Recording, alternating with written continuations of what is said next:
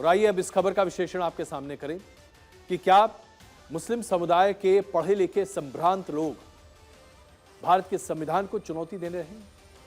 ये बात क्यों कह रहे हैं हम आपके साथ। दारुल उलूम के प्रमुख और जमायत उलेमा के अध्यक्ष मौलाना असद मदली ने कहा है कि मदरसों का संचालन मुसलमानों का धार्मिक एवं जायज अधिकार है।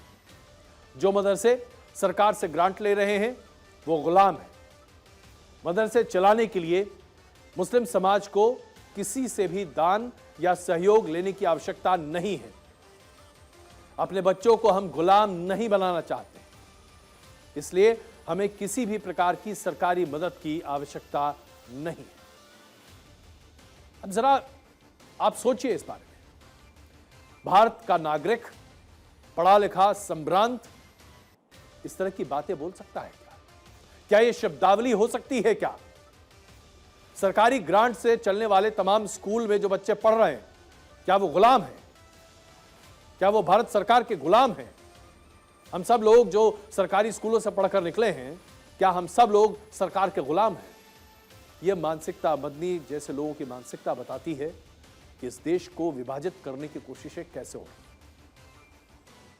भारत में रहकर भारत के संविधान को कोई न माने, इसे आप क्या कहेंगे? क्या इसे देशद्रोह की संज्ञा नहीं देनी चाहिए? आखिर क्यों मदरसों को आधुनिक नहीं बनाने चाहते ये तमाम मौलाना या फिर वो लोग जो अपने आप को बुद्धिजीवी मानते हैं मुस्लिम समाज में?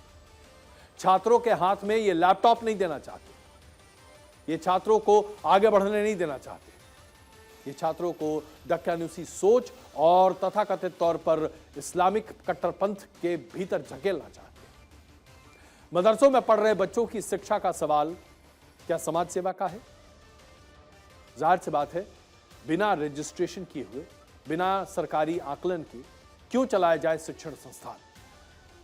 दरअसल ये बेतुका तर्क अरशद मदनी का इसलिए है ताकि वो उन मदरसों को बचा सकें जो सरकार की नजर से बचकर गैर कानूनी काम करते हुए दिखाई दे रहे। इसके साथ साथ कई ऐसे मदरसे हैं जो सरकार की मान्यता के बगैर अपना काम कर रहे हैं, जिनकी फंडिंग को लेकर कई सवाल उठ रहे हैं। इसमें तो देश के विख्यात दारुल उलूम के मदरसों को भी रखा जा रहा है।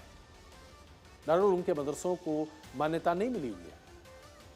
दारुल उलूम मदरसे देश में तकरीबन 4,500 की संख्या में हैं, जिनमें से 2,100 मदरसे सिर्फ उत्तर प्रदेश में हैं और इनमें से सभी मदरसे सरकार की तरफ से किसी तरह की न तो कोई मदद लेते हैं और न ही सरकार से मान्यता प्राप्त है।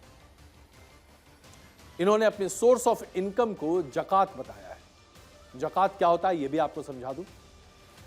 इस्लाम में यह परिपाटी है, यह कहा गया है कि हर व्यक्ति अपनी आमदनी का एक छोटा सा हिस्सा प्रतिवर्ष अलग रखे, जो कि गरीब और मजलूम लोगों की मदद के लिए रखा जाए और हर व्यक्ति की यह जिम्मेदारी है कि वो ज़कात की ये रकम लोगों की भलाई और समाज के भलाई के लिए इस्तेमाल करे। तो ज़कात का इस्तेमाल मदरसों को चलाने में करना गल्फ के कई देशों की एक परिपाटी है, जिसे हिंदुस्तान के कई मदरसों ने अपना लिया है।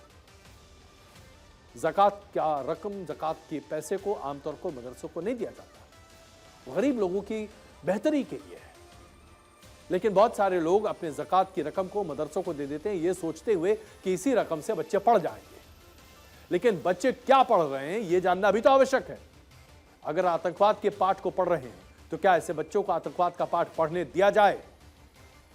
ये बहुत बड़ा सवाल है और इस पर घोर आपत्ति भी होनी चाहिए।